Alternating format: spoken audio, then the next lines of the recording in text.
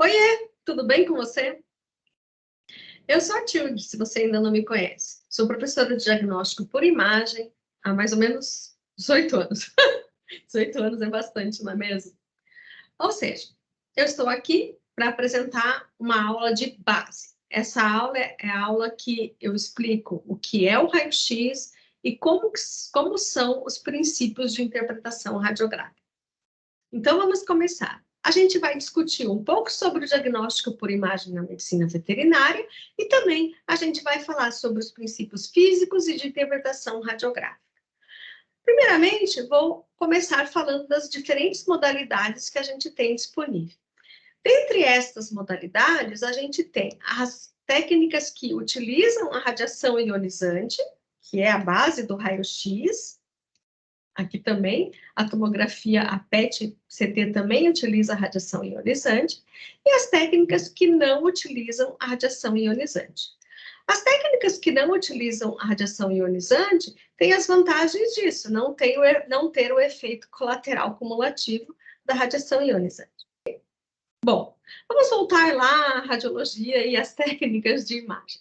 As técnicas de imagem, então, são a radiologia computadorizada, a radiologia digital direta. As duas são muito similares, usam uma placa captadora para captar o raio e são lidas num computador depois. A diferença entre elas é que a radiologia computadorizada, eu preciso de uma máquina para fazer a leitura e demora em torno de 3 a 4 minutos para eu obter a imagem. Já a radiologia digital direta, o próprio nome já diz, eu consigo já, a partir do momento que eu fiz a exposição, a placa já capta e já joga do meu computador, sem precisar de uma máquina para fazer esse reprocessamento. Acaba sendo bem mais rápido, em torno de 4 a 5 segundos eu já tenho a imagem disponível para mim no computador. E isso é muito bom, não é verdade? Essas duas técnicas, elas podem utilizar, né, os exames ou os meios de contraste, que são substâncias que a gente faz o paciente ingerir ou a gente aplica, né, administra endovenosamente nesse paciente, para que a gente consiga realçar melhor alguma estrutura. Por exemplo, um exame contrastado, o nome de um exame contrastado é o esofagograma, no qual eu quero ver melhor o diâmetro do esôfago, ou o formato do esôfago, e como que o paciente, então, se existe alguma retenção desse meio de contraste. Depois a gente tem a tomografia computadorizada, que está muito avançada na medicina veterinária. Existem muitos equipamentos já específicos para a veterinária disponíveis no Brasil. Então, se você seguir por esse caminho, eu aconselho você também a estudar tomografia computadorizada. A diferença é que você tem um gantry, que a gente chama, uma estrutura, no qual, de um lado, eu tenho um raio-x, um emissor de raio-x, do outro lado, eu tenho um captador. E eu vou, então, fatiando o meu paciente, né, e o computador vai reconstruir essas imagens baseadas na densidade daquele tecido e vai disponibilizar para mim essa imagem. A vantagem da tomografia computadorizada está correlacionada à não somação, né, e eu não tenho a somação, o artefato de somação, e o artefato de sobreposição das estruturas. E eu consigo, então, trazer, né, o bidimensional para um tridimensional, o que é muito interessante. A fluoroscopia, ela usa o raio-x, é como se fosse um raio-x dinâmico. A partir do momento que eu vou emitindo o raio, eu já vou vendo numa televisão essa imagem se produzindo. Ela é muito útil para você avaliar colapso de traqueia, né? Por exemplo, função do colapso, como que está, na verdade, esse movimento durante a respiração, já que é um exame um pouco mais dinâmico. Ela também pode ser usada para analisar funcionalmente o esôfago, ela é muito interessante, tá? Depois a gente tem ultrassonografia, que acaba sendo o carro-chefe hoje dentro da medicina veterinária. Até porque a ultrassonografia, ela não usa radiação ionizante, ela é indolor, ela é inócua ao paciente, e ela consegue produzir uma ótima qualidade de imagem para as estruturas de tecidos moles. Ou seja, todos os órgãos parenquimatosos, por exemplo. Que ela não é tão boa, mas também pode ser utilizada, é para analisar o pulmão, tá? Mas eu ainda acho melhor o raio-x para analisar o pulmão. Mas isso não quer dizer que não dá para você fazer o exame ultrassonográfico do pulmão. Bom, Dentro da ultrassonografia, a gente tem o modo B, que é o modo brilho, o modo M, que é o modo de movimento, o modo Doppler, no qual eu vou ver a vascularização, o movimento das hemácias, e ainda posso utilizar diferentes tipos de contraste, harmônica ou elastografia. Eu não vou entrar a fundo aqui. Depois a gente tem a ressonância. A ressonância tem crescido bastante.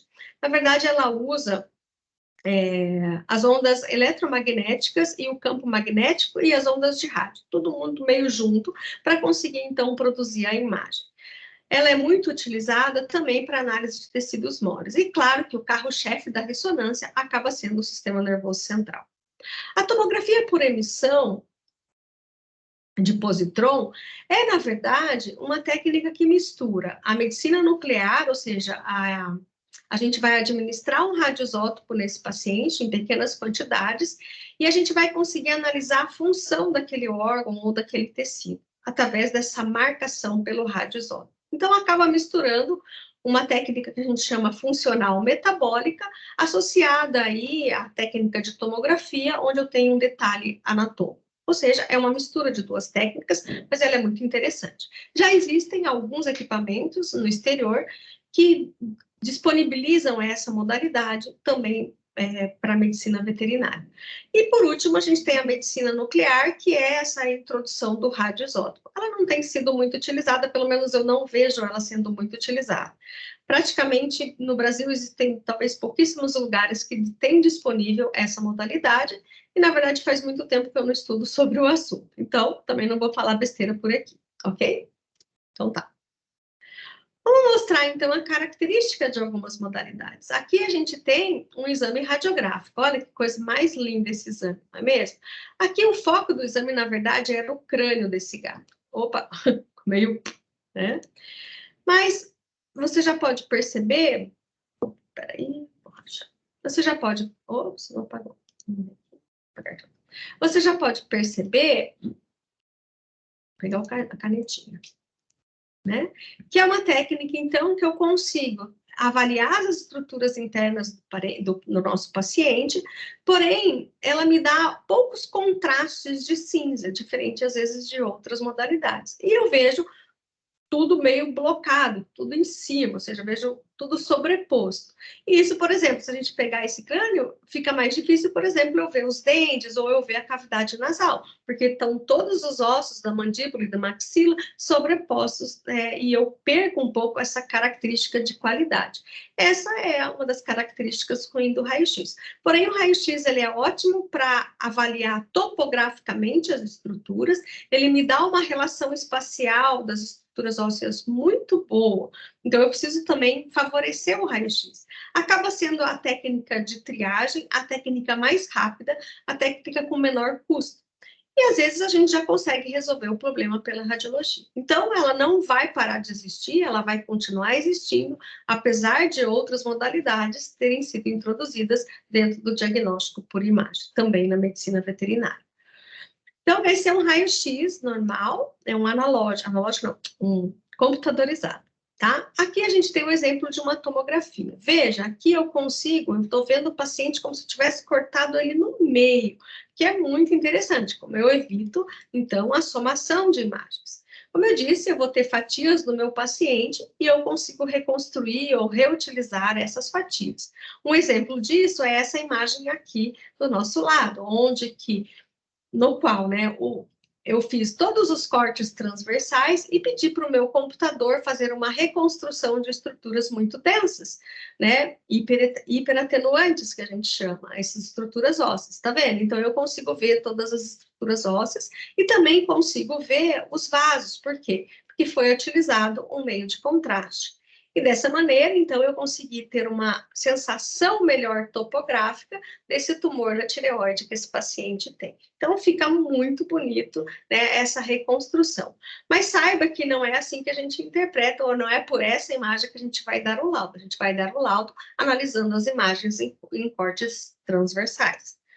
Então, essa aqui é uma imagem de base de corte transversal de uma tomografia computadorizada, no qual eu escolhi, né, como a tomografia vê muitos tons de cinza, eu escolhi ver melhor o fígado e os tecidos moles, tá vendo? Então, eu tô vendo o melhor realce dessas estruturas de tecidos moles nesse paciente. Aqui, por exemplo, é a gordurinha do paciente, tem uma outra radiopacidade, aqui é a estrutura óssea, está um pouco branca, aqui a gente tem os grandes vasos. Então, é um corte transversal, um janelamento em tecidos moles do exame tomográfico na transição cavidade abdominal e tórax, e aqui a gente está vendo a vesícula biliar, duas estruturas, dois cálculos aqui dentro, o fígado e os vasos contrastados, indicando para mim que foi administrado o meio de contraste.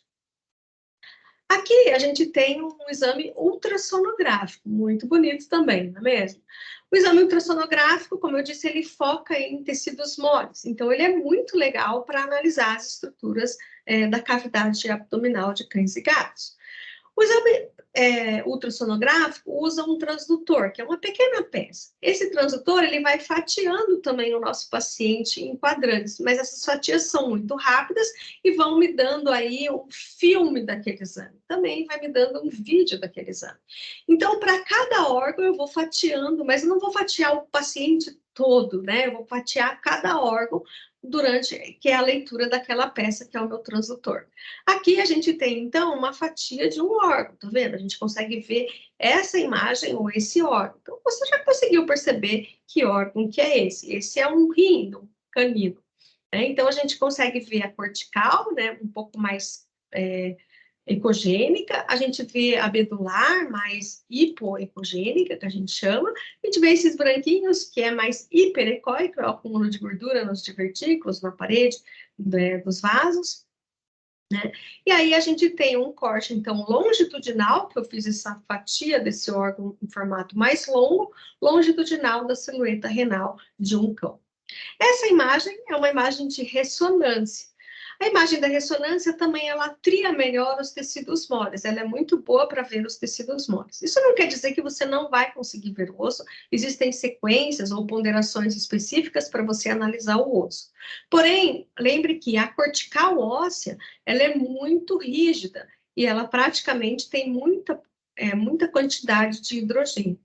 Para você ter a formação dessa imagem, é necessário ter a molécula hidrogênio. Então, tudo que tem água no nosso corpo, a gente vai conseguir ter uma visualização melhor daquela estrutura. Então, como o osso é uma estrutura muito densa e tem poucas moléculas de hidrogênio, a gente vê como essa casca preta. E daí, olha só, eu já posso ponderar para você coisas interessantes. No caso da tomografia, as duas são cortes transversais, o osso fica muito branco. E no caso da ressonância, o osso fica muito preto, na cortical. E isso é uma coisa muito interessante. Às vezes, a tomografia tem uma qualidade de imagem que até mimetiza uma ressonância. Então, para você não se confundir, principalmente se você estiver iniciando, olha a casca do osso. Se a casca do osso for preta, é ressonância. Se a casca do osso for branca, é tomografia computadorizada. Bom, então eu já mostrei para você todas essas técnicas, e agora? Agora eu preciso voltar à técnica do raio-x. Se a gente tem todas essas modalidades, por que então eu preciso usar o raio-x aí? Bom, existem alguns pontos positivos do raio-x. Ele é relativamente fácil de ser executado, é o método mais utilizado na triagem de diferentes doenças, quer sejam ósseas, respiratórias, da própria cavidade abdominal.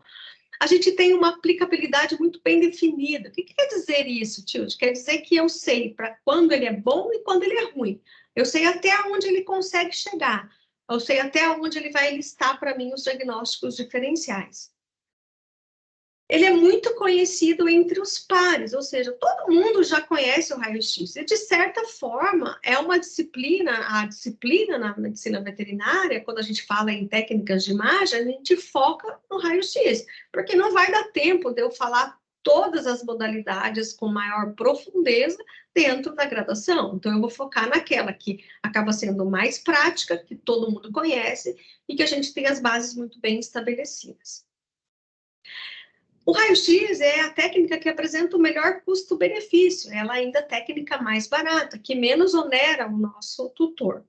É uma técnica não invasiva e auxilia, então, a estreitar a nossa lista de diagnósticos diferenciais. Como assim?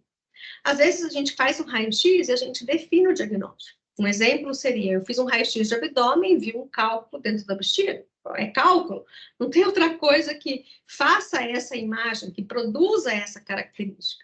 Um outro exemplo é o diagnóstico de fratura. Fratura é fratura, todo mundo consegue identificar no exame radiográfico. Então, ele é encaminhado para o exame e ele sai com um nome, uma doença que tem um nome, né, do exame radiográfico. Às vezes, isso não acontece. Às vezes, eu tenho lesões, né, por exemplo, uma destruição óssea, que tem dois caminhos, duas doenças que pode ser aquilo. Pode ser um tumor ósseo ou pode ser uma osteomielite fúngica, entendeu? Então, é isso que eu queria dizer. A gente estreita o diferencial, descarta algumas doenças, mas às vezes a gente não consegue dar um nome de boi para tudo. Né? A gente dá um nome radiográfico para tudo. É muito importante, toda vez que eu penso em técnicas que usam radiação ionizante, cuidado com a radiação ionizante, ok? Aqui é um exemplo, então, do exame radiográfico de um membro de um equino, é uma articulação tarso-cural, os ossos do tarso e também os metatarsos, no qual é só para mostrar para vocês a nitidez, né, do osso que a gente consegue observar, aqui com implante metálico, num pós-operatório imediato, né, pós-operatório não, ainda estava na mesa, né, o paciente, a gente vê a pinça aqui, e mostrando ali um formato de equipamento móvel, que é muito utilizado em equinos e nessas situações, com uma placa digitalizadora. E aqui eu tenho um outro equipamento, esse equipamento é um equipamento que a gente chama fixo, que tem uma mesa de tampo, às vezes ela tem um tampo flutuante, que auxilia para nós o posicionamento, né? E a vantagem é que você usa no hospital, acaba sendo um equipamento de certa forma mais potente, e a minha preferência pessoal é sempre trabalhar com equipamentos fixos, bom? Ok, então a gente já falou sobre diagnóstico por imagem, já falou sobre diferentes modalidades, já apresentei como se vê algumas delas, como elas funcionam de uma forma muito breve. Agora eu vou ir mais a fundo no como funcionam os raios-x. Primeiro, o que são os raios-x? Os raios-x são ondas eletromagnéticas, assim como o micro-ondas, os raios ultravioletas, a luz solar, os raios gama. A diferença entre todas essas ondas eletromagnéticas refere-se ao seu comprimento e à sua frequência. Quanto maior a frequência, menor o comprimento, e mais poder ou mais força tem essa onda. E a gente sabe que o raio-x acaba tendo uma frequência muito alta e um comprimento pequeno. E isso faz dele a possibilidade de atravessar alguma matéria. Nem todas, por exemplo, alguns metais pesados, o raio-x não atravessa, mas ele atravessa a maioria das estruturas, né, que a gente tem no nosso dia a dia, inclusive o corpo humano. E o que acontece? Então, eu tenho ali dentro daquela caixinha, dessa caixinha aqui, na verdade, essa aqui, ó, essa caixinha aqui a gente chama de ampola radiográfica, tá? E aqui a gente tem o que a gente chama uma peça que chama-se colimador. Daqui a pouco eu falo um pouco melhor sobre ela também. Então, ali dentro da nossa ampola, que ela é a vácuo e ela é revestida por um metal pesado, que tanto aguenta a emissão dos raios-x, quanto aguenta o calor, tá? Então, existe essa proteção. O que aconteceu? Eu vou ligar, na verdade, o raio-x, né, numa corrente elétrica. E ali dentro eu tenho os filamentos de corrente elétrica também dentro daquela ampola. Num canto, eu tenho um filamento, e esse filamento tem alguns elétrons que ficam ali dormentes. Isso de uma forma bem simples, tá, gente? Esses elétrons ficam de uma forma dormentes, e na hora que eu ligo o cátodo, ou ligo a corrente elétrica, eu promovo um excitamento desses elétrons. Aí eu começo a promover uma corrente de elétrons ali dentro daquele campo. E eu ativo também um campo positivo na ampola, que ali a gente também tem elétrons e tem núcleos de células, e há então uma atração dos elétrons do filamento para com o campo positivo do anodo. E o que isso vai gerar para mim? Isso vai gerar uma grande energia, que pode ser em calor ou em formato de raios X, e essa é a grande sacada. Alguns acreditam que 99% do que acontece com essa energia é produzido em forma de calor e 1% raio, tá? Existe ali dentro uma interação dentro do próprio elétron, tá? O elétron pode bater num outro elétron, ou ele pode mudar né, a camada do núcleo daquele elétron, daquela estrutura. Então, existe uma coisa mais física, mais profunda, que eu não vou explicar. O Transhansen tem esses nomes, Burgers-Hansen, eu não vou explicar isso para vocês, tá bom? Vou explicar dessa forma mais simples, que eu acredito que deu para todo mundo entender. Tá, então, a partir daí, eu consigo dizer que o raio-x não tem uma carga positiva nem negativa, ele não tem uma massa, ele viaja à velocidade da luz, ele é invisível, ele viaja em linha reta. Isso é uma grande coisa. Por quê? Porque eu consigo controlar a saída da emissão do raio exatamente no foco que eu quero, que é o meu paciente. E daí eu uso aquela outra caixinha que é o colimador. Ali eu tenho duas placas de tungstênio que se fecham com uma luz. E eu consigo saber exatamente o quanto que vai abrir e o quanto que eu vou atingir do meu paciente. Então, hoje, todos os equipamentos de raio-x devem ter o colimador. Não se desvia por campos magnéticos, voltando lá para o raio-x, ele penetra a matéria em algum grau, ele causa fluorescência em certas substâncias, por isso que ele foi descoberto, através de William Reuter, um físico no qual ele estava estudando, né, os catodos, e ele não tinha o nome ainda, as estruturas catodas, e ele viu uma emissão de uma luz no canto da célula de uma placa que estava aqui, foi captada pelos raios. E daí ele descobriu, então, o raio-x e começou a estudar mais a fundo isso, tá?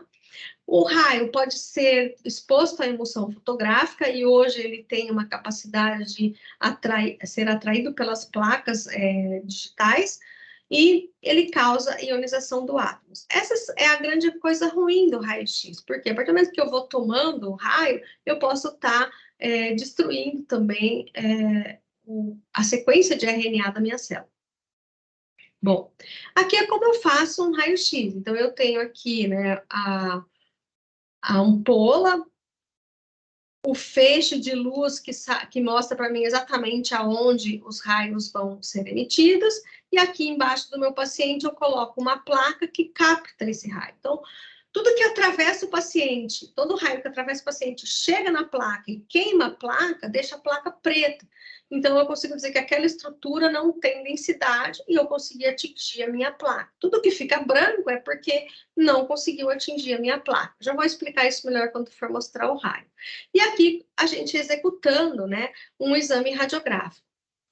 Você veja que antigamente a gente usava 2 pessoas, né, para executar ou para segurar o meu paciente. Hoje a gente tem evitado isso para que não haja um excesso de radiação ionizante aos médicos veterinários que trabalham com essa modalidade.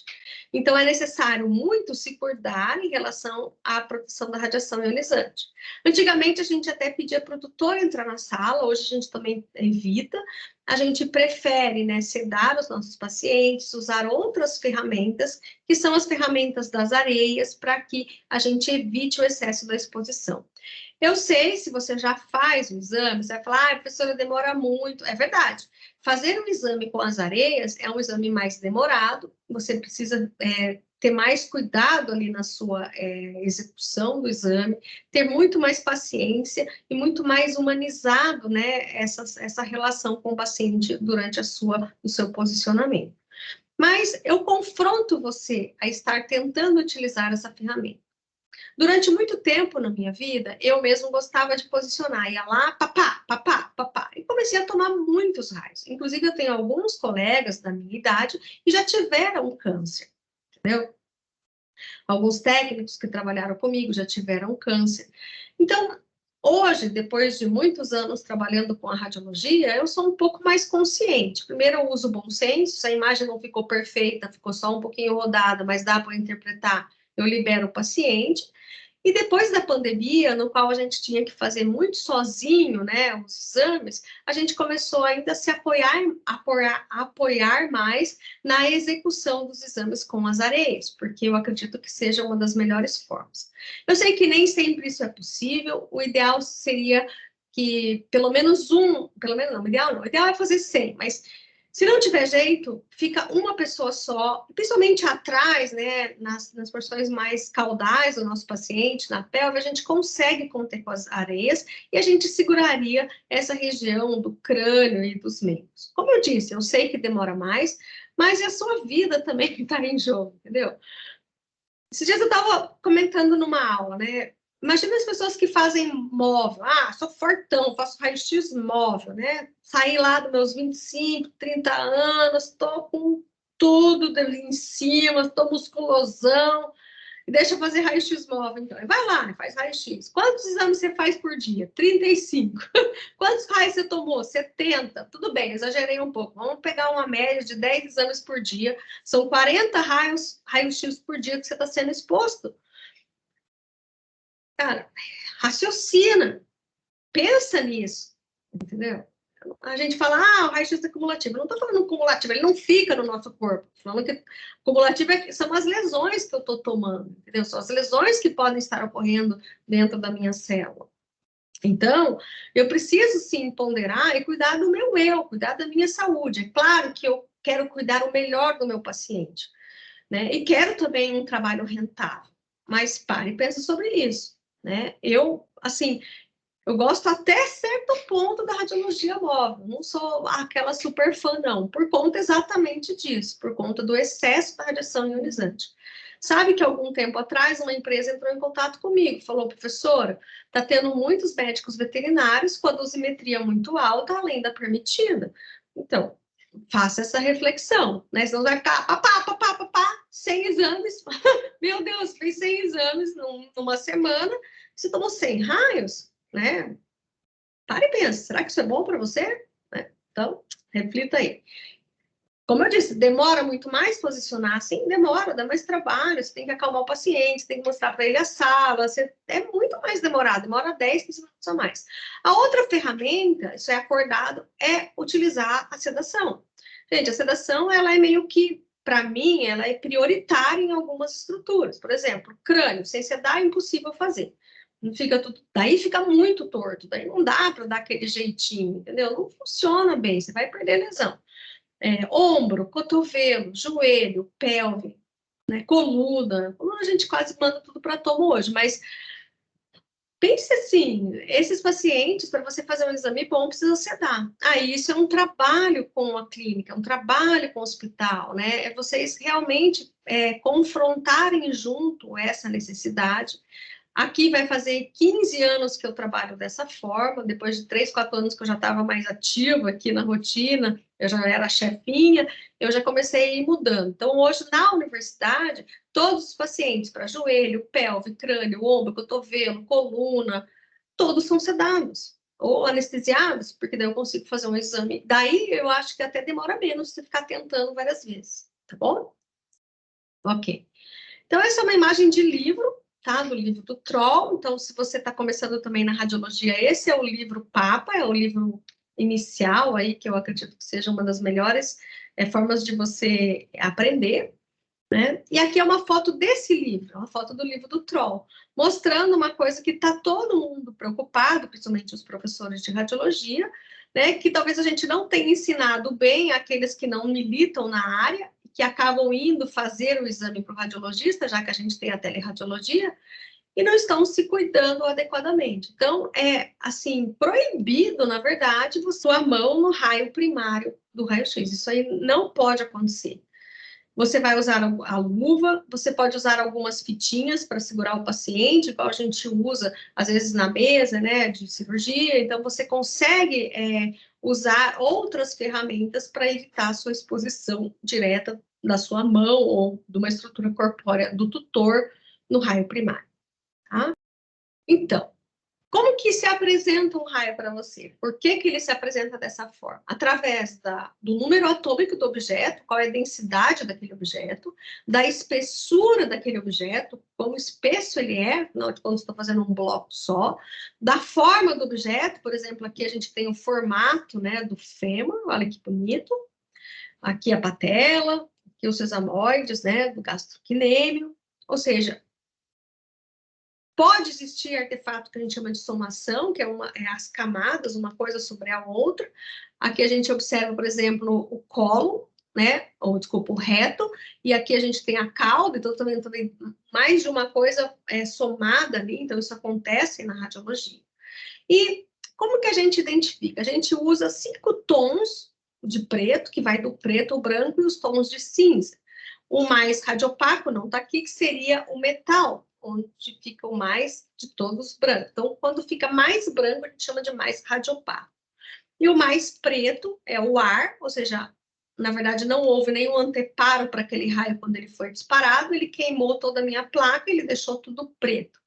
E aí a gente tem os outros tons de cinza, como o tom do osso, que é mais radiopaca, a estrutura mais radiopaca corpórea, né, do meu paciente. Aí eu tenho os tecidos moles, que é esse cinza, e eu tenho esse mais preto, que é o contraste da gordura entre os tecidos moles, a gordura do subcutâneo, né, somado. Então, a gente tem esses tons que vão aí dos tons de cinza, do menos radiopaco para o mais radiopaco. Agora, qual que é a desvantagem do raio? Se a gente falar em outras técnicas, a desvantagem do raio é que os tecidos moles é visto tudo igual. A gente não consegue triar pele, músculo, vasos, fáscia, inervação. A gente não consegue. A gente vê tudo como um bloco só, porque o raio-x me dá 5 contrastes. Então, por exemplo, eu quero ver o músculo, eu quero ver o vaso, eu quero procurar um tumor dentro desse músculo, acaba sendo mais necessário a realização de outras modalidades, como ultrassom ou a ressonância. Aí a gente vai voltar. Por que eu não vou usar o raio-x? Lembra que ele tem as suas limitações, principalmente em tecidos moles, mas ele é muito bom para osso. Aqui a gente tem um outro exame radiográfico. Nesse exame radiográfico, a gente consegue, então, observar, né? Foi feito um raio-x de coluna desse paciente, tá? Então, tudo bem, o foco ficou um pouco fora, ele poderia ter ficado um pouco mais centralizado a coluna, mas aproveitou-se, então, também para ver o abdômen desse cão.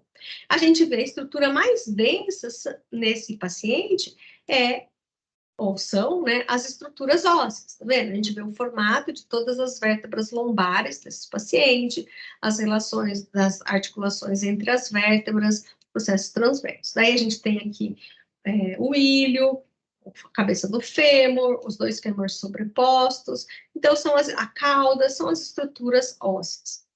Aí a gente tem os tecidos moles, então veja, a gente tem a musculatura de tecidos moles aqui a gente vê ou observa, né, um pouco da gordurinha de contraste nesses tecidos moles. Então, veja, entre os tecidos moles, que são esses mais densos, a gente vê uma parte um pouco menos densa, que são essas partes que eu estou pintando aqui, ó.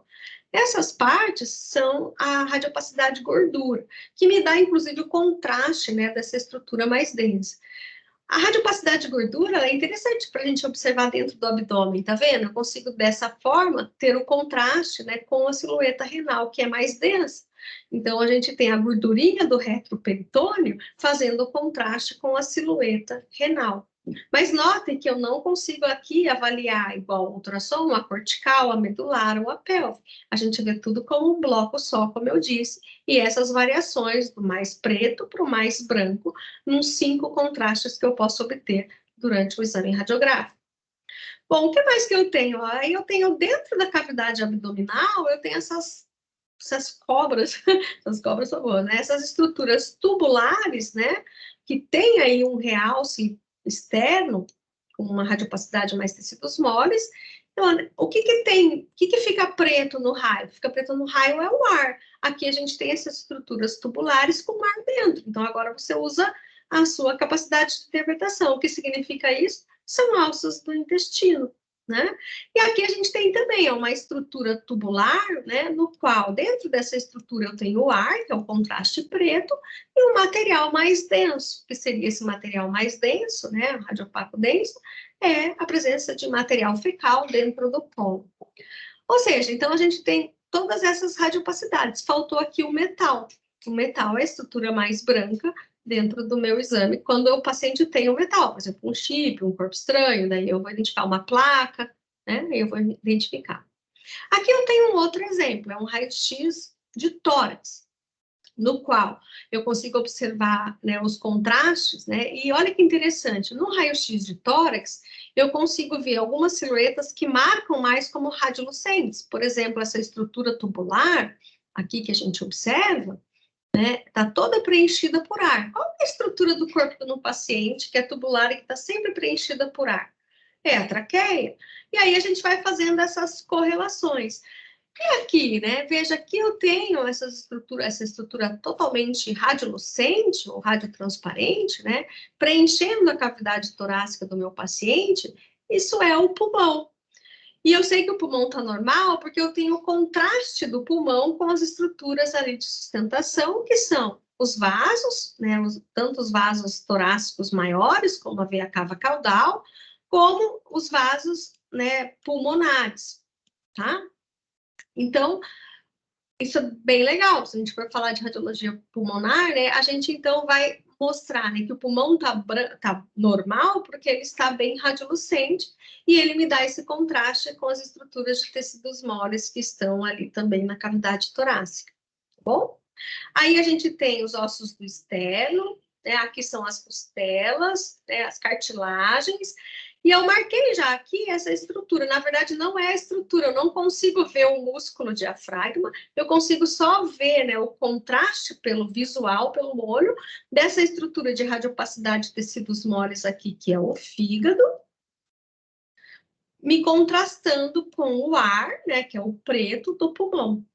E aí a gente vai fazendo essas análises. É assim que a gente interpreta. A gente interpreta todos os 4 ou 5 tons de cinza e as características de formato e de tamanho do exame radiográfico que nos é apresentado. Olha que legal esse. Tem mais um exame, então o foco desses exames, veja, onde eu centrei o meu olho? Esse é o foco do exame. Se você pegar aqui, onde eu centrei meu olho? No coração. Então, o foco do meu exame é o raio-x de tórax. Onde eu centrei o meu olho? No abdômen. Né? E aqui eu acho que você já percebeu o que está diferente. Então, vamos focar mais no abdômen. Então, aqui a gente tem a radiopacidade de tecidos moles do fígado, olha que bonito. Depois a gente tem um contraste de uma estrutura mais tubular, ou uma víscera oca, que tem ar e coisa mista aqui dentro, que é o estômago, tá? Aí a gente tem algumas estruturas tubulares com gás, tá vendo? Ó, legal? E tecidos moles, né? Então tem uma mistura de gás e tecidos moles, são essas estruturas radiolucentes, que são as alças intestinais. E interessante que esse paciente, ele tem dentro da cavidade, ó, uma estrutura, né, de tecidos moles e dentro dessa estrutura de tecidos moles uma estruturas mais densas, né, que é a coluninha, né, o crânio e os ossos dos membros do meu paciente, não, né, do filho do meu paciente, ou seja, é um feto. E eu queria mostrar isso para você, que a gente tira muitas informações. Eu não lembro quando foi feito esse exame, mas eu lembro, agora eu já consigo dizer várias coisas sobre ele. Primeiro, que é uma fêmea, segundo, que é uma fêmea gestante, terceiro, que é uma fêmea gestante entre o final da gestação, né? Olha que legal. Então, o raio-x, quando você vai assimilando ou interpretando todos esses achados, você consegue tirar o máximo de informação possível do exame. E provavelmente, por que foi feito? Para definir se era só um mesmo, né? Porque às vezes o proprietário ou o tutor, né, tá muito ansioso, quer saber quantos tem para ficar mais preparado durante o momento da gestação. Ainda eu tenho nesse paciente a bexiga, ó, tecidos moles da bexiga, tá vendo aqui? Que legal. E a gente tem duas estruturas mais radiopacas sobrepostas. Isso pode ser artefato ou pode ser 2 microcálculos, tá vendo? Tem que ver detalhinhos. É claro que uma coisa que eu não comentei, eu falei do centro, né? Eu preciso olhar o centro, mas eu preciso ver se toda aquela região que eu vou analisar está dentro do exame. Então, o raio-x de abdômen contempla, né, a cavidade torácica mais caudal e contempla aí a inserção da região mais pélvica do períneo, principalmente se for uma busca, às vezes, do trato urinário, trato genital, tá? Ok, então a gente já discutiu o que são esses sinais Reuter. Sinais Reuter é o nome que se dá de como eu leio essas estruturas. Todas as estruturas eu vou precisar ver tudo, como localização, tamanho, forma, número e margem. Então, a gente, para cada órgão, ou cada estrutura daquele exame radiográfico, isso é um treino, eu vou estar olhando especificamente cada coisinha. E aí, eu tenho também, como eu já disse, as 5 radiopacidades, que vai do mais preto, ou mais radiolucente, para o mais branco, que é o metal. Então, é isso. Esses são os sinais de Reuter. Por quê? Porque Reuter foi quem descobriu o raio-x. Legal, né? Então tá, uma coisa que eu preciso comentar é sobre esse artefato de somação, porque ele acontece bastante no raio-x, uma estrutura sobre a outra, né? E como eu não tenho tantos contrastes, às vezes eu não tenho a percepção visual que eu quero para ver uma estrutura. Então, esse é uma foto de um outro livro, um livro do professor, quem editou chama Christopher Berry, são 3 autores que editaram, que fizeram a edição desse livro, é um livro mais novo, de 2024. Não, acho que é 23 esse livro, tá? 2023, desculpa, 2023. Então, o que eu quero mostrar para vocês relaciona-se à sobreposição de opacidades. Então, a gente tem aqui 2 exemplos de foto. O primeiro exemplo é uma luva que foi colocada água, ou algum fluido dentro, talvez um pouco de contraste, certo? Veja que nessa região onde a luva está mais cheia, a radiopacidade nessa porção ela é maior, ela é mais branca, porque tem mais conteúdo. Então, veja, a espessura ou a quantidade daquele conteúdo deixou aquele filme mais branco, ou aquele exame mais branco. Aí a gente tem os dedos, e como eu não tenho nada branco em volta, só ar, então eu consegui ver bem com detalhe o contorno dos dedos. Mas olha que interessante, quando eu coloco um dedo sobre o outro na luva, veja que eu tenho uma maior radiopacidade nessa região. Então, isso é um artefato que a gente chama de somação. Isso acontece, como eu mostrei para você lá atrás, na aula, que a gente tinha a cauda, a gente tinha o colo, então a gente tem a somação da cauda, às vezes, quando eu tenho um paciente no decúbito ventrodorsal. E eu não posso confundir isso com alguma massa, alguma coisa. Então, eu preciso conhecer a anatomia radiográfica o máximo possível para entender, né, quando é um artefato de somação e quando é um artefato de somação provocado por uma doença. E olha que interessante, daí ele colocou aquela mesma luva, ele colocou parte dos dedos, né, num pote com outro material fluido, né, associado. Veja que eu não consigo ver os dedos, o resto dos dedos da mão, né, da luva. Por quê? Porque não há contraste. A radiopacidade do fluido dentro da luva, do dedo da luva, e fora é o mesmo. E daí isso limita para mim, às vezes, ver borda de lesão por conta dessa falta de contraste. E eu só queria mostrar, então, para vocês isso que acontece rotineiramente nos exames radiográficos, tá bom? Aqui, aquele mesmo exame, né, onde a gente está vendo, então, a somação de imagem, tá vendo? Daquele útero aumentado se sobrepondo aí a alguma parte do intestino. E veja, eu consigo ver um contraste aqui da somação nessa região com a não somação, né, nessa região mais periférica. E é isso que eu acho interessante a gente sempre conhecer, todas essas peripécias aí do exame radiográfico, tá bom? Aqui eu vou mostrar para você um exame de má qualidade. Todo exame ele tem que ter um controle de qualidade. O exame tem que ter controle de qualidade. Assim como no laboratório, assim como na clínica, assim como tudo que a gente faz tem controle de qualidade, não é mesmo? E aqui eu queria mostrar um exame que um colega compartilhou para mostrar para você alguns erros do exame. Primeiro, não tem foco. Aonde que é? Eu fiz uma cachorrografia. Você faz cachorrografia, tio? Nossa, raramente. Mas eu não posso dizer que eu nunca faço. Por quê? Quando eu tenho um cão muito pequenininho, às vezes ele nem cabe, né? Nem consigo, na verdade. Mesmo usando um plate pequeno, ele vai estar no exame inteiro. Então, às vezes acontece de você fazer uma cachorrografia ou uma gatografia num paciente muito pequeno, um filhote, numa ave. Porém, né, quando o cão é um cão maior, de médio porte, pequeno porte, você consegue selecionar as regiões. Por que você vai selecionar as regiões? Porque você vai focar e centralizar o exame, a sua informação em determinada coisa, e você vai, né, não vai ter o escape, né, de obliquidade que às vezes acontece na periferia do exame. Então, a primeira coisa desse erro desse exame é o posicionamento no sentido de cachorrografia. Depois, a obliquidade. Olha como essas costelas estão muito rodadas entre si. Aqui, olha o exemplo, ó, as costelas estão paralelas entre si. Então, um exame correto, não oblíquo, é quando as costelas não ficam oblíquas assim. Isso gera um efeito muito importante na radiologia do coração, porque quando está muito oblíquo, acontece que o meu raio-x, o coração vai aparecer sempre grande, porque ele ficou maior no meu exame. Então, eu tenho que tomar muito cuidado e isso interfere muito na análise da silhueta cardíaca, ok?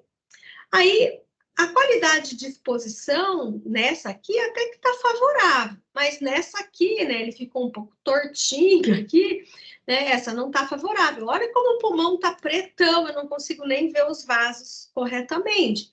Isso, houve uma superexposição. Então, além dele estar oblíquo, ele está com uma superexposição. Então, os exames têm que ter um controle de qualidade. Esse é um exame padrão, né, que a gente acha o ideal. Agora, como eu disse para você, eu fui ficando mais velha, mais consciente, e hoje eu não faço, né, como eu disse, várias exposições no mesmo paciente, se ele ficou um pouquinho oblíquo. Uso as areias, use o bom senso. Para tudo na vida a gente tem que usar o bom senso. Eu não posso fazer 18 exposições para fazer um exame perfeito. Eu já fiz isso na minha infantilidade. Hoje já não. Hoje eu uso o bom senso. As projeções ventrodorsais, geralmente a gente coloca o paciente numa carga de espuma, ele se acomoda melhor. E eu consigo geralmente ter um bom exame adequado em relação à não obliquidade na projeção ventrodorsal, até às vezes mais fácil do que na projeção lateral. Para o raio-x de tórax, então eu tenho que colocar todo o tórax na cavidade, incluindo a caixa torácica e o abdômen cranial. Eu preciso puxar os membros cranialmente, e essa é a maior dificuldade quando eu faço só com areia. Eu não consigo, às vezes, tracionar os membros cranialmente nas projeções laterais para tirar a exposição do músculo sobre os campos pulmonares craniais, tá vendo? Aí a gente volta lá no artefato que eu expliquei para você, que é o artefato de somação de imagem, tá? Ok, então, todo exame precisa de um controle de qualidade. Eu preciso ver se a técnica está adequada, se o posicionamento está bom, mas, claro, use o bom senso em relação ao excesso da radiação ionizante. Se houve uma adequação do meu paciente para aquele exame, às vezes eu preciso preparar o cão para ele, né? E eu preciso também conhecer esses artefatos que eu comentei e conhecer, claro, como me proteger da radiação ionizante. Aqui eu pedi para a inteligência artificial me dar uma foto. Claro que ela exagerou um pouco na proteção da radiação ionizante, mas é bem interessante a gente ter esse conceito. Por que eu deixei ela assim, né? Para a gente ter esse conceito, né? O quão isso é arriscado toda vez que eu me exponho, né? E eu posso, então, causar um efeito deletério à minha célula e à minha replicação celular. Então, por isso a gente sabe, por exemplo, tireoide, cristalino, órgãos reprodutores, eles são os mais expostos à radiação ionizante, tá? Mas interessante que a inteligência artificial, por isso que sempre vai precisar do homem, ela não conseguiu me dar um contrassenso, porque eu pedi uma mesa, uma sala e execução do exame, e ela deixou aqui 2 pessoas, tá vendo? Na sala de exame junto com a execução, e isso é proibido. Eu não posso, aquelas pessoas que não estão envolvidas no exame, ficarem próximo. E agora eu vou falar uma coisa que eu acho ruim para quem faz móvel, é exatamente ter esse cuidado também, né? O cuidado das pessoas que estão ali ao lado, né? Às vezes perto de uma parede sem varitagem, né? Sendo executado o exame. Eu sou professora. Sendo professora, eu tenho que falar o que é mais correto. A gente precisa usar o bom senso em tudo e ir adequando todas as situações. Se você for fazer móvel, não esqueça, ou móvel ou qualquer exame, né? Não esqueça de usar as ferramentas necessárias. Os aventais, as luvas, protetor de tireoide, o protetor de óculos. Sim, existe um óculos específico para ser executado o exame, né? Que eu consigo usar para ser executado o exame. Outra coisa é evitar as pessoas na sala, excesso de pessoas na sala, sempre que possível sedar o paciente, usar as areias aí e evitar o excesso de exposição, tá bom? Aqui são modelos, aqui são da escola mesmo, né? Onde a gente também, como eu falei, usa as fitas crepe com apoiador, as calhas de espuma, né? Para executar, ou seja, a pessoa tá de avental, porém, provavelmente na hora de fazer a exposição, ela também sai da sala. E aqui é uma foto de livro um pouco mais antiga, né? Mostrando num outro paciente também sedado como foi executado o exame, tá? Eu preciso conhecer as normas e as leis de proteção radiográfica, o ambiente da sala deve ser monitorado, os aparelhos devem ser calibrados uma vez por ano para ver como que está a exposição. Todo mundo que trabalha com a exposição à radiação precisa usar uma monitorização individual, que são os dosímetros pessoais. O espaço físico delimitado, essa é minha ponderação negativa em relação a radiologia móvel. Eu não vou ficar batendo muito nessa tecla, eu acho que às vezes não tem outra opção, então você vai se adaptando até o momento que você possa conseguir ir para uma estação mais fixa, né? Limitação das paredes, utilização de colimadores e protetores, tá? Como que eu avalio um exame? Primeira coisa, eu não gosto de avaliar o exame quando ele está saindo lá, quando ele está aparecendo para a gente, sabe? Eu prefiro, né, mudar de computador, inclusive, é um efeito físico, você não veja, a gente não vê naquele computador que expõe a imagem primeiramente, ali a gente vê a técnica, vê posicionamento, vê qualidade do exame, depois a gente manda o exame para o Pax e vai analisar depois uma estação de trabalho, né? Isso é muito interessante. Uma sala escura, evitar distrações, sempre pelo menos 2 projeções, às vezes 3, um ambiente aí adequado, que eu vejo às vezes os meus residentes colocam música, eu acho que a gente tem que tomar cuidado. Eu, durante algum tempo, analisava, fazia correções com uma música ambiente, hoje eu já não faço mais isso, porque eu quero me concentrar especificamente naquilo que eu estou fazendo. Às vezes é difícil, na sala de exame, a gente está fazendo a leitura, né? Porque fica tudo muito perto, mas a gente precisa se concentrar. Talvez reservar alguns momentos mais específicos para laudo. E o monitor de boa qualidade, hoje todo mundo tem. Né? Aí a gente vai fazer o seguinte, eu sou assim, ó, eu primeiro vejo o raio, vejo se a posição ou a técnica está adequada, se realmente ele pode ser liberado para o Pax. Aí, a hora que eu abro o Pax, eu vejo o exame como um todo, eu vejo a qualidade de novo, vejo a periferia do exame, vejo a característica daquele exame. Depois, eu já identifico as alterações possíveis. Minha cabeça já começou a refletir sobre aquilo. E daí eu vou voltar para ler a história. Eu tento fazer isso em quase sempre dos meus casos. Primeiro eu olho, depois eu vou ver a história. É claro que às vezes não tem como, para a gente tentar não ser tão influenciado pela história. Porém, a história clínica, ela é importante, e a história do exame físico, elas são importantes, elas se fazem relevante na interpretação final do meu laudo, na conclusão dele. Porque é aí que eu vou linkar todas as coisas, vou linkar tudo que eu vi naquele achado radiográfico, vou tirar as minhas primeiras considerações e vou confrontar com a história clínica. E daí eu falo, não, eu estou seguindo para o caminho correto. Às vezes, né, se a gente pensar numa lesão de borda, às vezes a gente achou a lesão e não tem nada a ver com a história. A gente vai como que eu posso dizer? A gente vai considerar esses pontos durante a nossa colocação na descrição radiográfica. A gente vai descrever os sinais de Reuter, tamanho, forma, contorno, margem, radiopacidade. A gente vai analisar todas as estruturas do exame e vai, então, confrontar com esses achados e vai emitir um laudo de diferenciais diagnósticos, que a gente chama.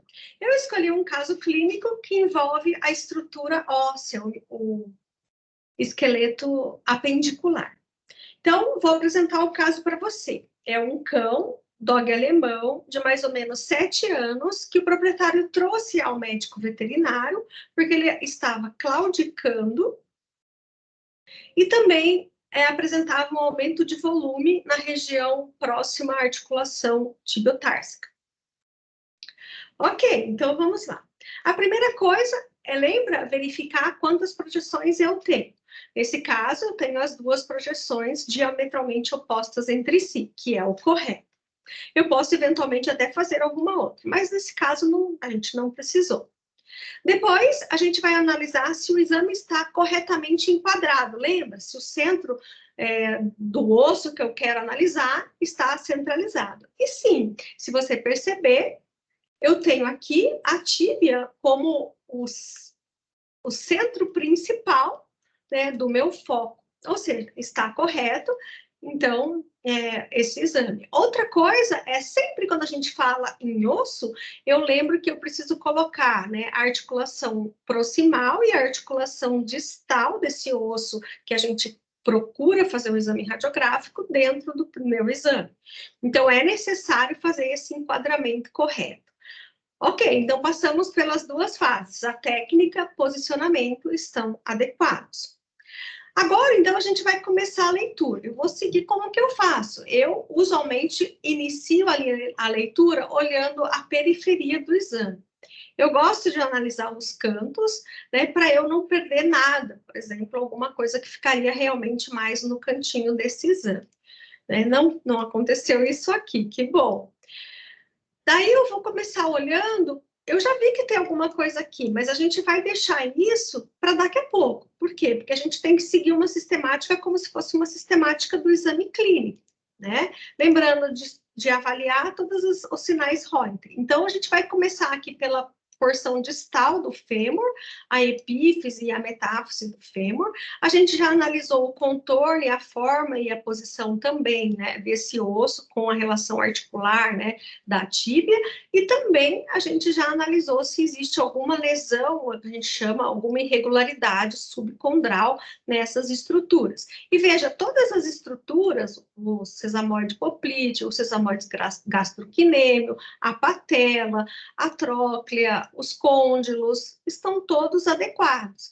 Então, a gente vai passando assim o nosso olho, ou mesmo com o próprio mouse, a gente vai olhando se tem alguma alteração óssea.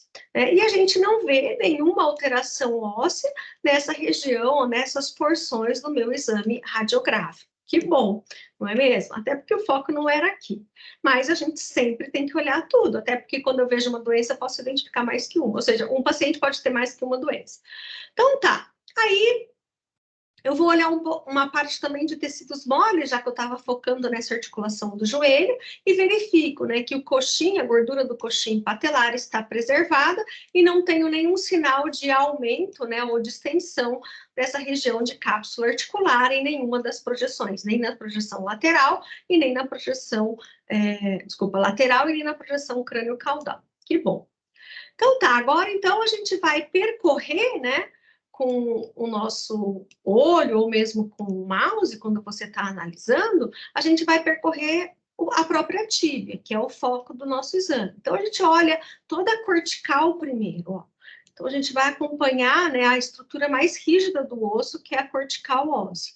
E a gente consegue já nessa análise perceber que existe uma elevação dessa cortical aqui, por uma reação desse periósteo.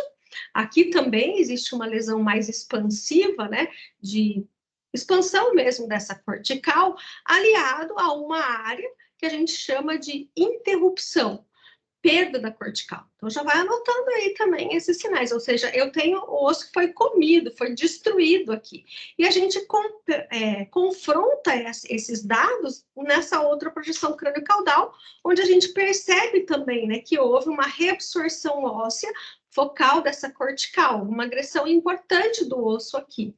A gente vê aqui, de novo, a elevação da cortical. Então, a gente tem, né, nessa estrutura óssea que a gente está analisando, nessa região onde está alterado, a gente identifica tanto uma área de lesão osteolítica, que a gente chama de reabsorção óssea focal, como também uma lesão proliferativa. Mas quem que predominou aqui, né? Quem que chama mais minha atenção? É o preto, né? Essa área preta aqui, radiolucente dentro desse osso, ou é a área mais produção? É a área mais destrutiva. De qualquer forma, a gente vai classificar essa lesão como uma lesão expansiva, predominante osteolítica e mista em radiopacidade. Mista tanto proliferativa quanto osteolítica. Desculpa, eu repito mesmo, eu sou assim, ok? Então tá, e daí eu preciso tentar verificar, né, algumas coisas. Primeiro, qual que é a distância que a gente chama entre o osso bom e o osso ruim? Aqui também, a gente tem uma distância, às vezes, entre o osso bom, uma margem, né, entre o osso bom e o osso ruim. E você vai perceber que, principalmente nessa porção, se a gente tivesse com uma magnificação do Pax aqui, que existe uma leve área, um leve moscado, né, mais radiolucente, presença de múltiplos focos moscados radiolucente. A gente chama de, em inglês, mouth ether. Eu perdi o termo em português agora, né? Mas umas lesões osteolíticas que a gente observa. E a gente também define aqui, né, a transição entre o osso bom e o osso ruim. E veja que a transição, a definição entre o osso bom e o ruim é larga, que a gente chama. Tem uma zona de transição larga. Veja que, além dos sinais Reuter, eu já estou apresentando para você os sinais de lesões mesmo, já que a gente está discutindo esse caso ortopédico aqui. Então, a gente já definiu. E outra coisa que eu preciso verificar agora, qual que é a região do osso que ela afetou? E a região do osso que ela afetou é a região de diáfise, distal e metáfise. O foco primário da lesão é na região metafisária. Porém, ela atingiu um pouco também a epífise, mas ela não atravessou a cortical, cortical não, ela não atravessou, né, a articulação tarso-crural. E isso é bem interessante. Por quê? Porque, usualmente, as osteomielites bacterianas, elas avançam sobre a articulação. Já as neoplasias, elas não têm essa tendência, mas elas podem avançar também, tá? Ok, então a gente já definiu isso, a posição da lesão, onde ela se encontra, é uma lesão focal, é uma lesão que causa um aspecto misto de radiopacidade, concentra-se na região de metáfise distal da tíbia direita desse paciente. Tem também, agora a gente vai analisar, né, os tecidos moles, a gente observa, né, uma elevação, um edema aqui dos tecidos moles adjacentes, que tem o que a gente chama de efeito massa, no raio-x, mas olha que interessante, apesar dele a gente identificar esse efeito massa aqui, se você olhar a musculatura, ela está um pouco reduzida, né? Claro que eu não tenho outro membro para comparar, mas eu suspeitaria de uma atrofia muscular aqui por desuso, né? E aí a gente também observa nesse paciente os linfonodos poplídeos, tá? Eu acho que eu marquei um pouquinho mais avançado do que a margem deles, mas eles estão um pouquinho mais ovalados do que o padrão de normalidade. Então, a gente tem aí um mais menos positivo para linfonodo megalia do linfonodo poplíteo acessório. Ok, então a gente já concluiu. Outra coisa importante, né, quando a gente vai concluir um exame ortopédico, é definir se essa lesão, se você considera essa lesão agressiva ou não. E como que a gente faz isso? Pelo efeito de expansão e também pela agressão na cortical. Quando a lesão gera uma agressão na cortical e uma interrupção da cortical, a gente eleva o grau de agressividade. Você veja que eu não estou falando malignidade, eu estou falando agressividade. Por quê? Pelo raio-x eu não falo muito malignidade, eu falo agressividade. Isso vai fazer um plus no meu diferencial e vai fazer eu pular para um diferencial mais provável. E daí eu vou juntar todas as peças, né? Quais são as peças que eu vou juntar? Característica clínica do paciente que eu apresentei para você, que é um cão de grande porte, de meia idade, acho que eu não falei, 7, 8 anos, e um aspecto de lesão metafisário agressivo na região distal da tíbia. Aí a gente vai juntar as peças e nessa hora que entra, além da arte da interpretação, a estatística. E daí a gente vai usar a estatística, quais são, na verdade, as lesões mais prováveis para esse tipo de lesão, juntando a peça com o meu quadro clínico. E a lesão mais provável é a neoplasia óssea.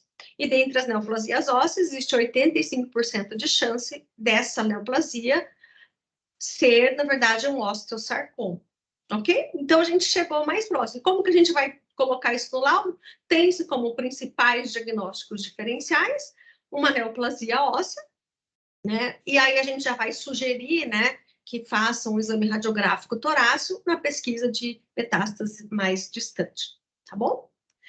Muito bom, não é mesmo? Então, a gente terminou a nossa aula. Eu espero que você tenha curtido essa aula, no sentido de realmente contribuiu para você esse conhecimento. E como eu disse, essa aula vai te dar bases, né, para você seguir o cronograma do nosso curso de radiologia torácica na emergência.